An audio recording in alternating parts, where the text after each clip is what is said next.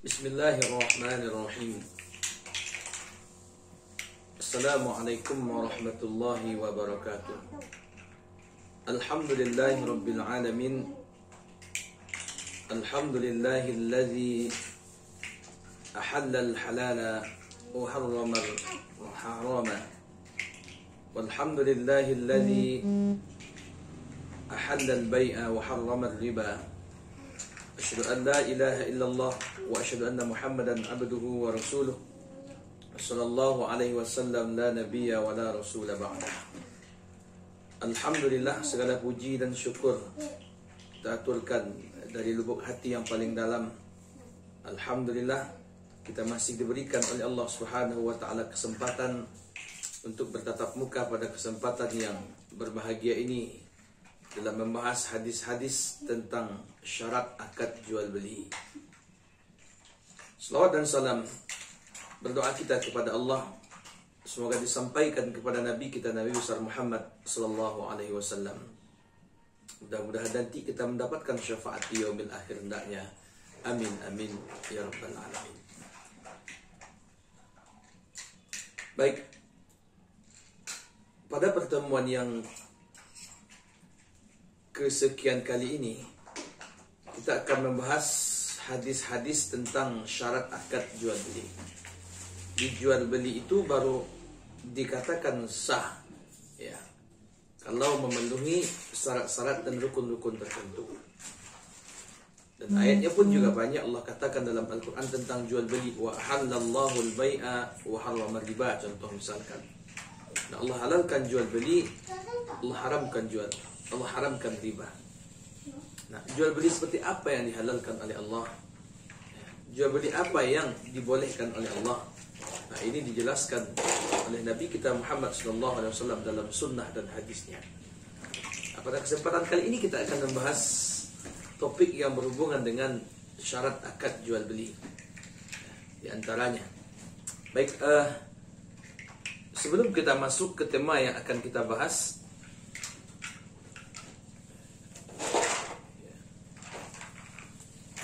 yang pertama yang ingin kita sampaikan adalah di dalam surat Al-A'raf ayat 157 jelas dengan gamblang Allah katakan Allah halalkan yang baik-baik, Allah haramkan yang buruk-buruk misalkan. Dan dalam surat Al-Maidah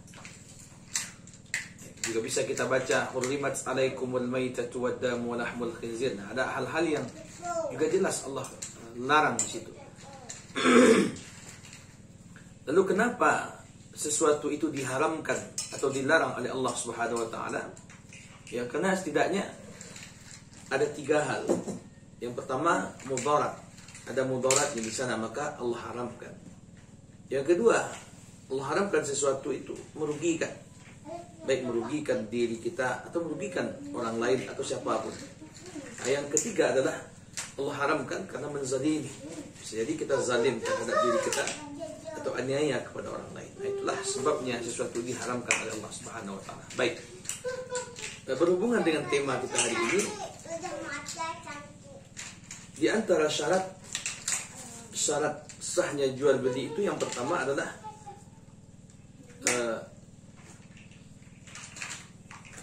bahwa ada barang yang diperjualbelikan itu bersih dari najis, ayyakuna khalian minan najas, ya. Jadi syarat utama, ya, sesuatu itu boleh diperjualbelikan, tentu dia memiliki syarat terhindar dari unsur yang najis. Dalam hadis misalkan kita lihat hadis yang diriwayatkan oleh Abu Daud dari Utsman bin Abi Syaibah haddatsana Waqi' bin Jarrah an Abdul Aziz bin Umar an Abi Alqamah maulahum dan Abdurrahman bin Abdullah al-Ghafiqi annahuma sami'a Ibnu Umar, bahwa keduanya mendengar Ibnu Umar berkata. Apa kata Ibnu Umar? Qala Rasulullah, telah bersabda Rasulullah sallallahu alaihi wasallam, la'anallahu al-khamra.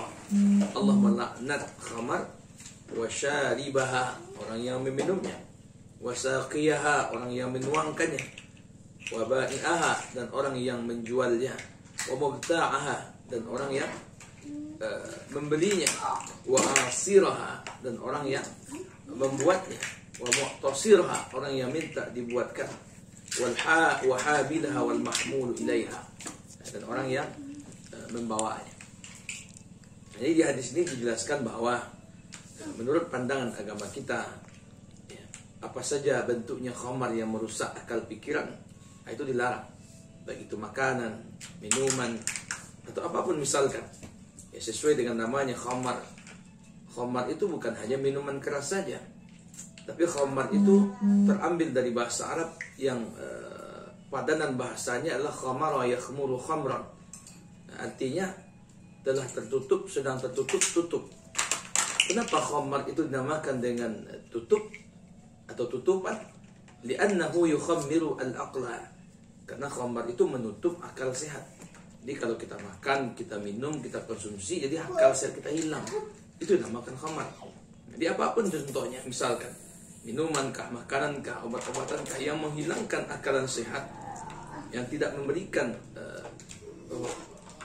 manfaat apapun dalam syariat ini kepada kita, itu dilarang. Nah, ini jelas hadisnya. Ya, itu yang pertama. Yang kedua, ada juga hadis yang mengatakan, hadis riwayat Imam Bukhari dan Muslim, anna Rasulullah sallallahu alaihi wasallam naha an thamanil kalbi wa mahril baghi wa hulwanil kahin. Ya. Hadis dari Ibnu Mas'ud mengatakan bahwasanya Rasulullah sallallahu alaihi wasallam itu melarang harga atau uang yang dihasilkan dari transaksi jual beli anjing dan transaksi prostitusi dan perdukunan. Jadi jelas ya, hadis ini menjelaskan, walaupun nanti khusus di masalah yang anjing ini yang bernajis ada perdebatan di antara para ulama. Ya, ada yang mengatakan, mohon maaf, anjing itu tidak najis, seperti Imam Malik mengatakan anjing tidak najis. Karena katanya tidak ada dalil yang sharih dalam Al-Quran mengatakan kalau anjing ini memang najis, memang tidak ada. Tapi di kalangan ulama Syafi'iyah dan kebanyakan para ulama, mereka sepakat anjing ini termasuk hewan yang bernajis, mughalladhah mana. Nah, mereka berdalil dari hadis yang disampaikan oleh Nabi, "Idza walagha al-kalbu ina'a ahadikum falyaghsilhu sab'a marrat ihdahunna bit-turab." Nah, itu hadisnya. Apabila anjing itu menjilat bejana kamu, ya, maka cuci, basuh dengan air 7 kali, salah satunya dengan tanah. Nah, itu dah dalil bagi mayoritas dan kebanyakan para ulama, ya, menjelaskan status daripada anjing itu adalah najis. Nah, jadi jual beli benda-benda yang bernajis, misalkan seperti anjing, itu kebanyakan para ulama mengatakan tidak boleh. Seperti yang kita katakan tadi, memang ada di antaranya yang membolehkan, seperti pendapat Malikiyah itu membolehkan karena bagi mereka itu tidak najis. Ya. Okay. Memang ada dalam hadis yang lain dijelaskan, ya, ada, mohon maaf, anjing itu yang boleh diperjualbelikan itu namanya kalbas saidi, ya, anjing pemburu atau anjing terlatih, ya. Atau mungkin sekarang misal dikatakan anjing pelacak, ya, walaupun sanadnya juga diperselisihkan, ya, dan ada juga yang mendhaifkan.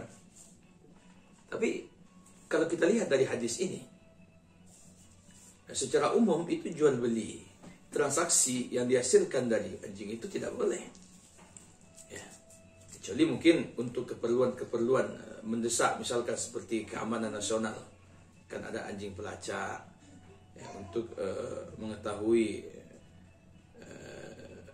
orang yang melakukan kriminal, ya, baik apakah itu obat-obatan menyelundupkan narkotika dan segala macamnya. Itu mungkin masuk kepada anjing pemburu ini.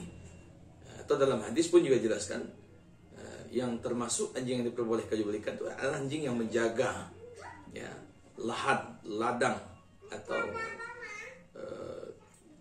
usaha ya. Dulu ya, ada anjing itu yang menjaga lahan perkebunan yang luas. Itu mungkin masuk kategori ya kalbus said mungkin. Ya, atau ada juga mengatakan al-kalbul muta'allam, anjing yang sudah terlatih. Ya, misalkan ketika dia membunuh mangsa yang halal, dia membunuh hanya dengan satu gigitan dan tidak berpindah-pindah dengan gigi yang lain lalu diserahkan kepada tuannya. Mungkin ini keluar daripada perdebatan. Baik, jadi secara umum ya jual beli yang dihasilkan dari anjing itu kebanyakan para ulama itu melarang, tidak boleh. Apalagi orang yang menjadikan profesi ini sebagai bisnis kan. Nah, sengaja dibeli anjing yang kecil lalu dibesarkan, lalu dijual ya dengan berbagai alasan. Ya kalau kita melihat kepada konteks hadis dan pendapat para ulama kebanyakan itu tidak boleh. Lalu bagaimana? Para ulama mengatakan kalau seandainya kita memang butuh juga kepada anjing ini misalkan untuk menjaga dan segala macamnya, jangan pakai akad jual beli. Pakailah akad ya upah lah ya. Taruhlah dia selama ini telah memberikan anjing ini makan sekian tahun lamanya. Kira-kira kalau dikalkulasikan upahnya berapa kira-kira? Upah orang ini memberikan makan, upah dia memberikan ini segala macam. Nah, itu mungkin bisa diakali seperti itu. Itu transaksi yang dipakai bukan transaksi jual beli tapi upah. Itu yang pertama. Tidak malah menjadikan anjing itu sebagai ladang bisnis. Saya jual, saya beli, ya, itu nggak boleh itu. Atau misalkan apalagi yang haram, pupuk kandang misalkan, ya, seperti kotoran ayam, sapi dan segala macam, ya. Itu secara umum para ulama juga tidak boleh memperjualbelikan itu. Di samping juga ada sebagian kecil ulama mengatakan boleh memperjualbelikan pupuk kandang, kotoran hewan karena ada manfaat katanya. Tapi untuk kita biar lebih afdol, kalau memang kita juga ingin memakai pupuk kandang, janganlah kita pakai transaksi jual beli. Pakailah transaksi upah maupah, membeli jasa misalkan kira-kira ketika orang itu mengumpulkan pupuk kandang sampai memasukkan ke dalam karung dan membawa ke tempat kita, kira-kira berapa upah dan biaya yang terpakai olehnya. Jadi transaksi kita upah, itu mungkin lebih selamat ya. Nah, baik, itu yang pertama ya. Jadi benda yang diperjualbelikan itu terhindar dari unsur najis. Ya, kiaskanlah kepada benda-benda najis yang lain, ya tentu tidak boleh kita perjualbelikan.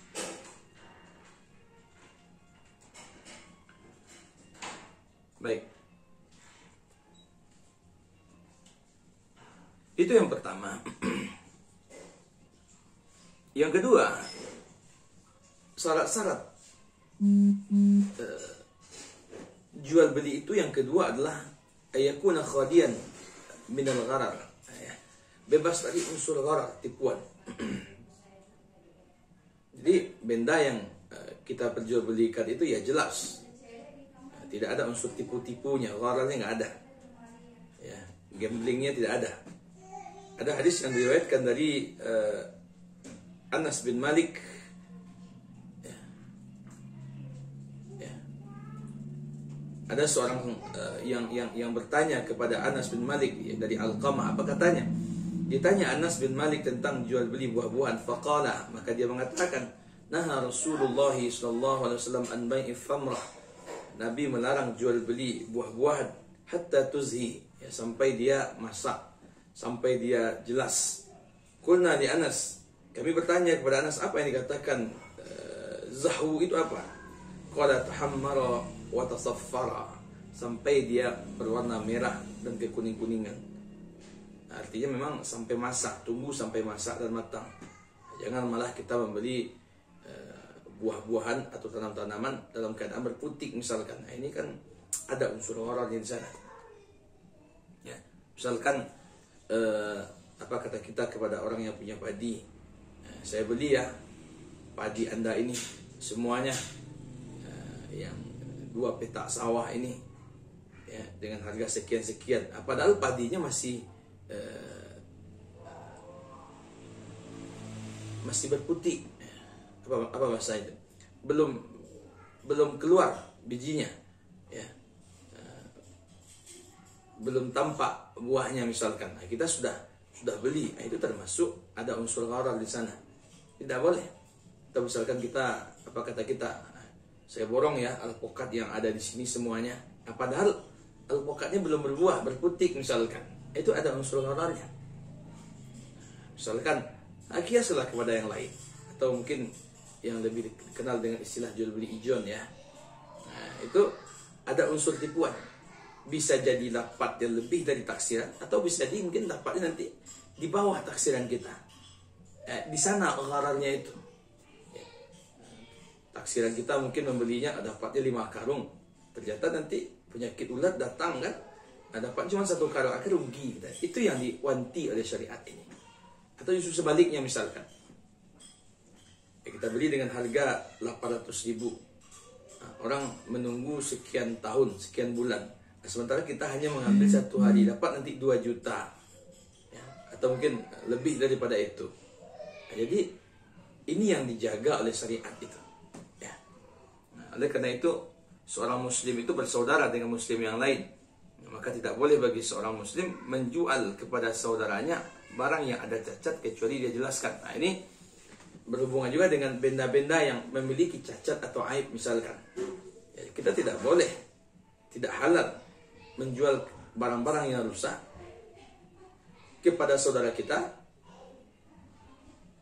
kecuali kita jelaskan di mana kerusakannya.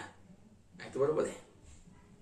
Tidak boleh malah kita menutup, menyimpan benda-benda yang beraib agar kelihatan tidak ada aib, tidak kelihatan rusak, lalu kita bisa menjualnya. Itu tidak boleh. Ya, misal kita mau jual sepeda motor, ya sepeda motor kita itu sudah rusak, ya pistonnya sudah bermasalah. Nah, sengaja Anda jual kepada teman Anda, nah, belilah motor saya ini, ya oke, nggak ada masalah, dari dulu mantap-mantap saja. Padahal Anda sudah katakan kepada orang bengkel, Pak, tolong ya akali ya, untuk 1 hari ini saja, yang penting tidak bermasalah.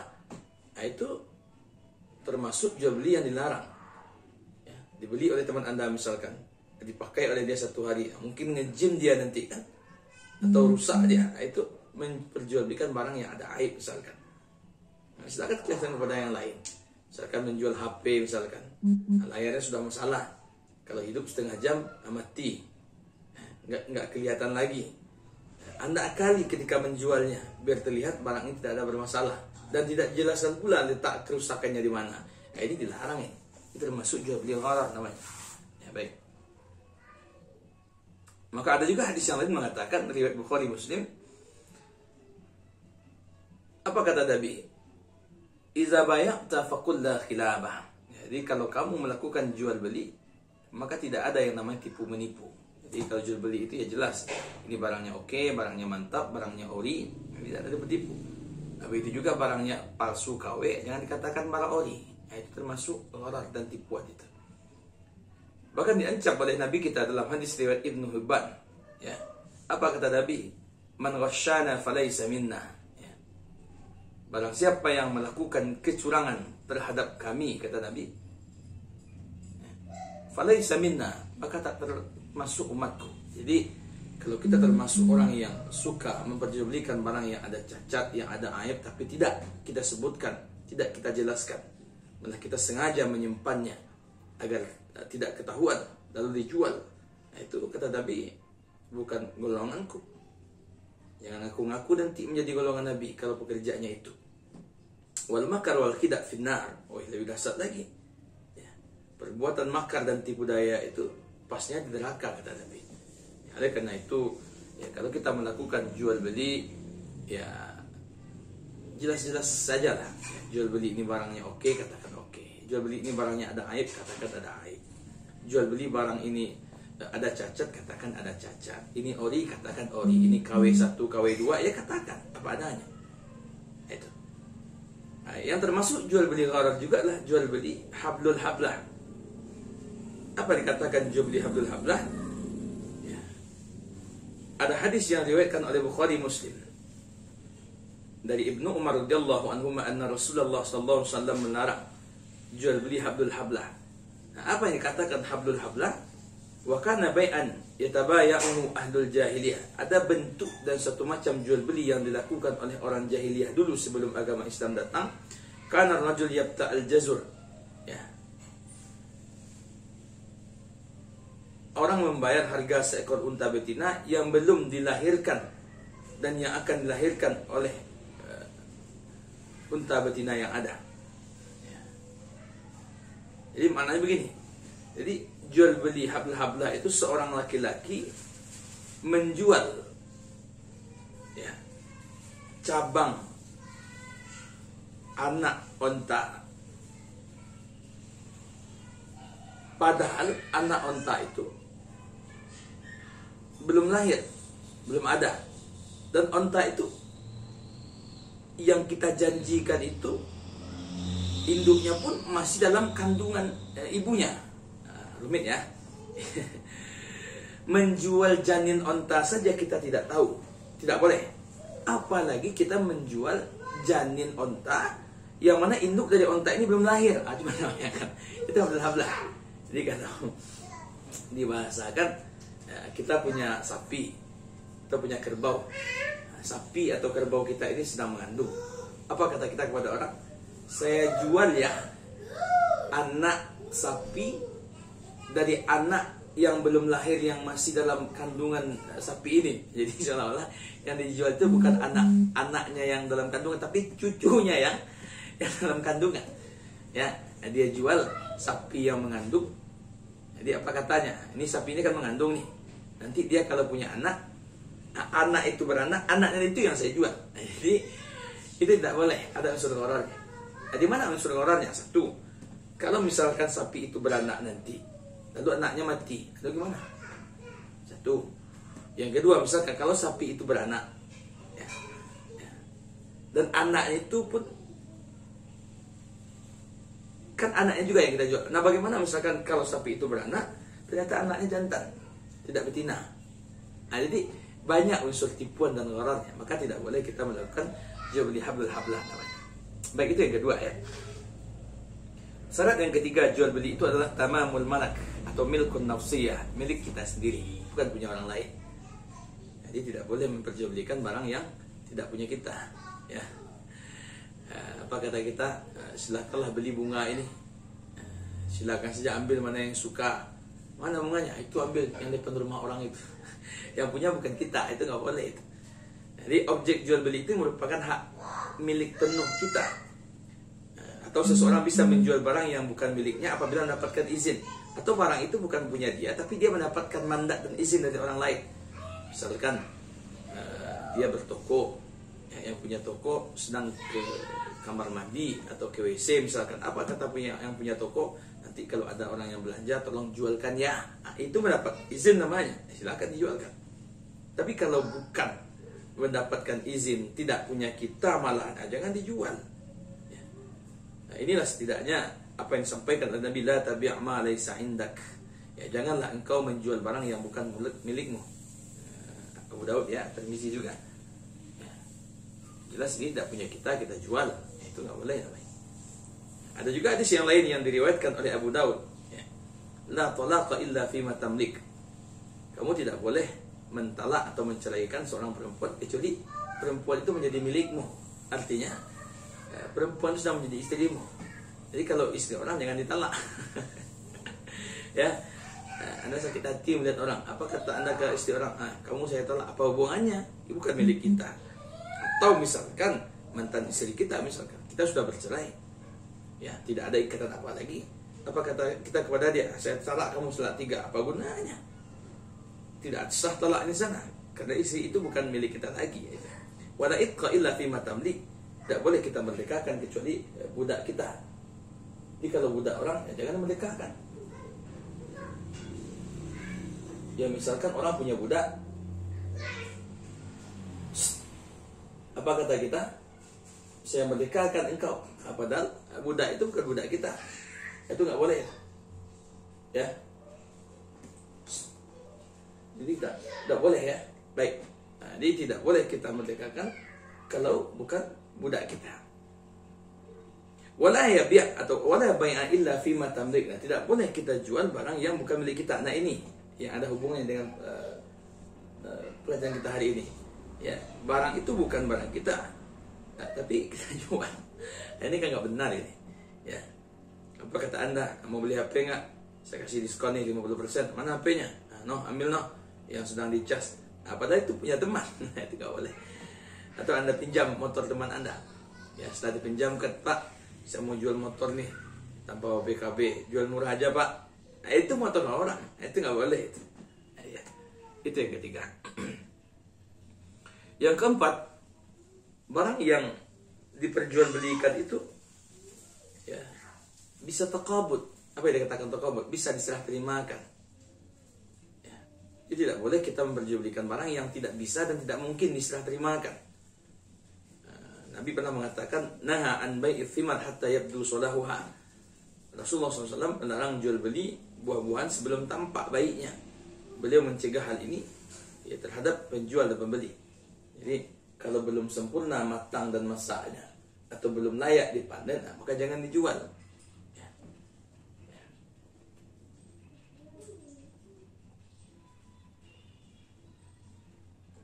Banyak sebenarnya ya. Hadis yang menjelaskan tentang ini. Atau kita tidak boleh memperjualbelikan benda-benda yang tidak bisa diserah terimakan. Ya, kecuali salam ya, salam itu lain nanti halnya. Ya, atau jual beli online zaman sekarang nanti ada pembahasan sendiri. Misalkan ada orang yang bertanya, Pak, saya ingin membeli burung ini. Apa kata Anda? Ya saya jual. Mana dia, Pak? Itu di pohon kayu, tangkaplah sendiri. Itu kan ya. Jadi karena nggak bisa diperjualbelikan. Atau apapun misalkan memperjualbelikan benda yang tak bisa diserah terimakan, ya itu nggak boleh. Ya. Oke, nah itu mungkin pembahasan kita pada kesempatan kali ini. Insya Allah di lain waktu dan kesempatan nanti kita jelaskan dengan topik dan tema yang lain. Baik, seperti biasa, silahkan share, bagi kepada yang lain agar kita bermanfaat dan mendapatkan amal jariah. Dan bagi yang belum subscribe, silahkan di subscribe, hidupkan tombol lonceng agar mendapatkan informasi terbaru dan channel ini semakin berkembang.